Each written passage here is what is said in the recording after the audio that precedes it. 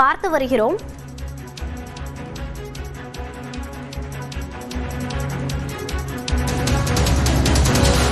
Petrol, diesel, case விலை தொடர்ந்து உயர்வதற்கான வாய்ப்பு இருக்கிறது. கச்சா எண்ணெய் விலை 25 விழுக்காடு உயர்ந்த நிலையில் பெட்ரோல், டீசல், கேஸ் விலை உயர வாய்ப்பு இருக்கிறது.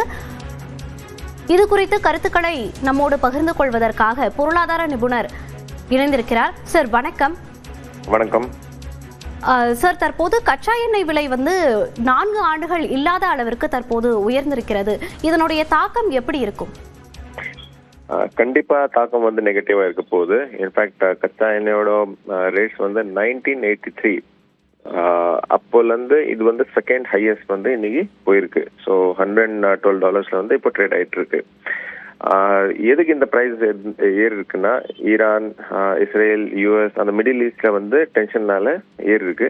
ஆனா மெயினா ரீசன் சப்ளை செயின்ல பிரச்சனை இல்லாம அது இல்லை, பிரச்சனை அது இல்லை. ஆனா எல்லா கல்ஃப் நேஷன்ஸும் ப்ரொடக்ஷனை கட் பண்ணிட்டு இருக்காங்க. எதுக்குன்னா அவங்க கிட்ட ஸ்டோரேஜ் பண்றதுக்கு இடம் இல்லை. ஸோ அதனால என்ன ஆக போகுதுன்னா, ஆட்டோமேட்டிக்கா சப்ளை கம்மியாக போகுதுன்னு சொல்லி கச்சா எண்ணெய் ரேட் மேலே இருக்கு. இப்போ போன வாரம் பார்த்தோம், நம்ம எல்பிஜி கேஸ் சிலிண்டர் ஆல்ரெடி ₹60 மேலே போயிருக்கு. ஆல்மோஸ்ட் 90% கச்சா எண்ணெய் இம்போர்ட் தான் பண்றோம். ஓகே, நம்மளோட டிபெண்டன்ஸ் ஃபுல்லாவே கச்சா எண்ணெய் மேல ஃபாரின் கண்ட்ரீஸ்ல தான் வரணும். ஸோ ஒரு $1 கச்சா எண்ணெய் மேல ஏறும்போது இந்தியாவுக்கு ஒரு 8000 கோடி வரைக்கும் லாஸ் ஆகிறதுக்கு சான்சஸ் இருக்கு. ஸோ ஒரே நாள்ல நம்ம 20 பார்த்தா கண்டிப்பா பிசிக்கல் டெபிசிட்டுக்கு இது பெரிய தாக்கமா இருக்கும். அதனால வேற வழி இல்லாம கவர்மெண்ட் பெட்ரோல், டீசல் விலை ஏற்றி தான் ஆகணும். அது வேற வழியில இல்லை அவங்க கிட்ட. ஸோ வேலை ஏறிச்சுன்னா என்ன ஆகும்?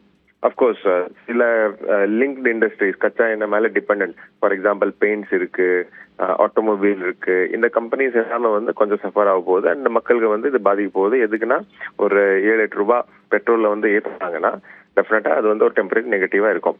ஸோ கவர்மெண்ட் என்ன பண்ணிட்டு இருக்கு, மேபி உடனே ஏத்தாம கொஞ்சம் ஒரு 2 நாள் 3 நாள் வெயிட் பண்றதுக்கும் சான்சஸ் இருக்கு. எதுக்குன்னா, நம்ம கிட்ட இன்னைக்கு டேட்ல ஒரு 50 நாளுக்கு ஸ்டாக் இருக்கு இந்தியால கச்சா எண்ணெயோட ரிக்குவயர்மெண்ட். ஆனா இது டென்ஷன் கம்மி ஆகிற மாதிரி தெரியல மிடில் ஈஸ்ட்ல. அதனால கவர்மெண்ட் என்ன பண்ணலாம்னா, சில டிஸ்ட்ரிக்ட்ஸ்க்கு கச்சா எண்ணெயோட சப்ளை கட் பண்றதுக்கு சான்சஸ் இருக்கு. எமர்ஜென்சி ஆக்டை இம்ப்ளிமெண்ட் பண்ணி நாங்க இப்போ $100 லிட்டர் கொடுக்குறோம்னா இன்வெண்ட் நாங்க 50 தான் கொடுப்போம், 25 தான் கொடுப்போம், அந்த மாதிரி பண்றதுக்கும் சான்சஸ் இருக்கு.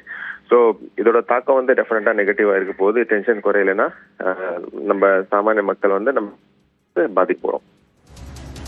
சார், அமெரிக்கா குறிப்பிட்ட சில நாட்கள்ல கச்சா எண்ணெயை வாங்கிக்கலாம் அப்படின்னு சொல்லிட்டு இந்தியாவுக்கு அனுமதி அளிச்சிருக்காங்க.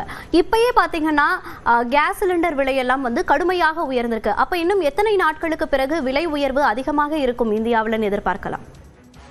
அமெரிக்கா அனுமதி கொடுக்குறாங்களோ இல்லையோ, ஓகே, அது அமெரிக்கால இருந்து ஸ்டேட்மெண்ட்ஸ் நிறையவே வந்துட்டு இருக்கு. ஓகே, இந்தியா பாகிஸ்தான் வார் கூட அமெரிக்கா தான் நிற்பாட்டுறாங்கன்னு சொன்னாங்க. அந்த மாதிரி இல்லை.